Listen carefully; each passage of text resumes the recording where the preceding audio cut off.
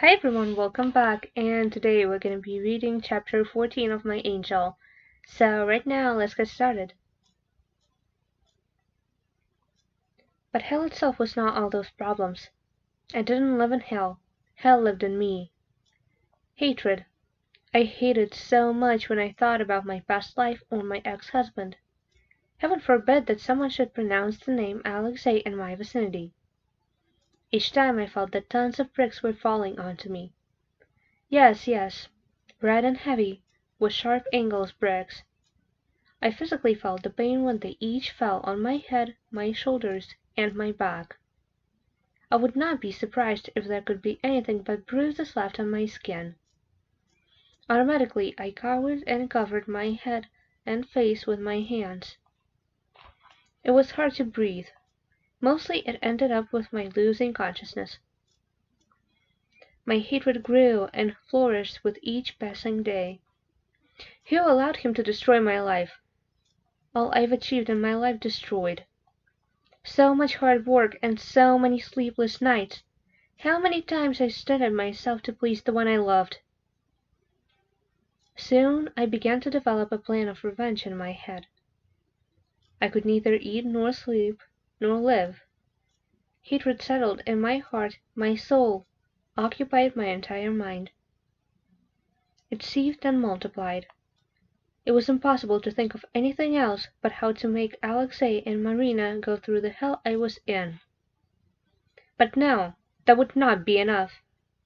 It was necessary to make them suffer more, so that they eventually died. The Marina Mouse lived on the ground floor. I could probably throw a grenade or a bomb in their window at night, or use the same inflammable mixture which had almost killed me. I was even thinking of getting into their apartment at night, tying them up, and then slowly torturing the two of them, make them beg me for their lives. My God, I prayed, I'm not capable of such things. But I could also hire a hitman, said my hatred. I had no idea where I was going to get a grenade or a bomb, how I would tie them up, not to mention actually perform tortures. Where would I even get money for the hitman? But I couldn't think of anything else. I knew, with certainty, I would never be able to do anything like that, but I kept thinking it and thinking it. Young brides called. I did their beautiful hairstyles and applied stunning makeup, but because of all-consuming hatred, I couldn't remember any of the young faces. I stopped sleeping, lost my appetite. I became skinny, nervous, and angry. There was still no buyers for the house. Alexei regularly called and demanded his money for it. Each time he nagged me, it felt my hatred. Furthermore, I missed my son terribly, and I felt sorry for him. I imagined it would feel so good to turn my ex over to the police and make him pay for everything by sending him to jail. The house issues would be solved automatically, and my vengeance would be accomplished. But how would my son live with the knowledge that his father was in prison thanks to his mother? For trying to murder his mother. It would kill him and make him suffer from hatred toward those who gave him life. Believe me, I knew what that was like. Neither my father nor my mother wanted me. I never saw my father. Then my mother left, and then somehow forgot all about me and wiped me out of her life. All my life I was trying to prove to the whole world that I was a good person. Why didn't they want me? Why didn't they like me? My complexes multiplied as the shells on the bottom of a known boat, creating the well-known inferiority complex. How could I even dare to think to take vengeance on the father of my son? I myself chose this man to be his father. Maria Vasilyevna was absolutely right. I am afraid you will not want him to be punished. I tried prayer. Oh God, what should I do? How should I live with this? What is the way out? So another year passed. But one day, it was a wonderful summer's day, in the middle of the week, The next Saturday there was supposed to be a wedding of a lovely girl, Zhenya. We agreed that today, this beautiful summer's day at 7 p.m., to meet at her house to look at the dress and accessory, and to discuss hairstyle and makeup for the ceremony. Zhenya was living in one of the most unique residences in our city. The 14-story building, built by Yugoslavians using some new architectural techniques, was in the heart of the city. I was there on time, but Zhenya wasn't home yet. I went up to the 14th floor balcony and looked over the city in all of its green summer glory, and suddenly realized, here it is, the solution. Jump, and that's it. Finished.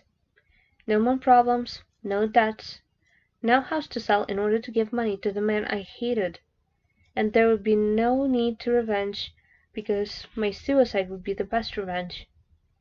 Could anyone live after realizing that someone had killed herself because of you? What a relief it would be.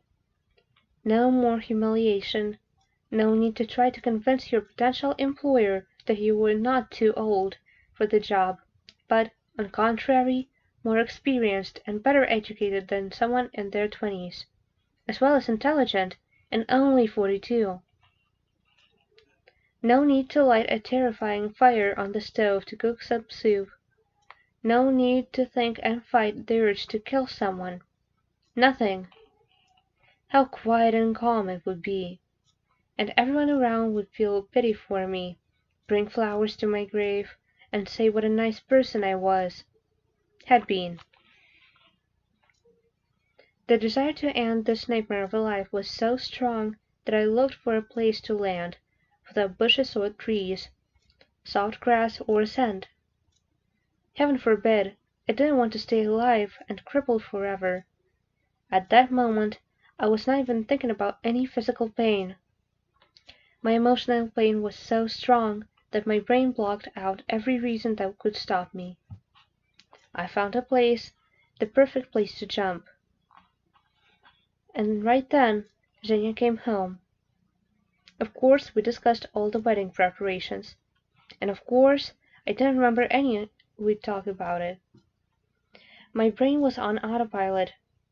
Only one thought was in my head: to end up the conversation ASAP and get rid of this hell inside. Soon, I told myself I will hurry to my death. Suddenly, a thought struck me. Oh my lord, Vova! What about my son? I clearly saw the picture. I am lying in a coffin, quite happy and relaxed, and my son is standing next to it, covering his eyes, for a man cannot cry. His mother thought so, and he is hiding his face, for the shame that his mother was so weak and had betrayed him, forcing him now to stand and bear this shame before all the world. At such times it is hard to expect from yourself even a tiny little bit of logic. My head was a mess and confused. I felt hot, so hot as if the fire was burning me from the inside. After we finished talking, I ran home. It's not an exaggeration. I ran as fast as I could, and each time that I stopped for breath, I almost turned back to do what I was thinking about. Could not stop myself from thinking about it. When I finally made it home, I poured myself a glass of vodka, full, then plunked myself to the foot of the couch and emptied another glass of vodka at one gulp. I felt no taste, no alcoholic content.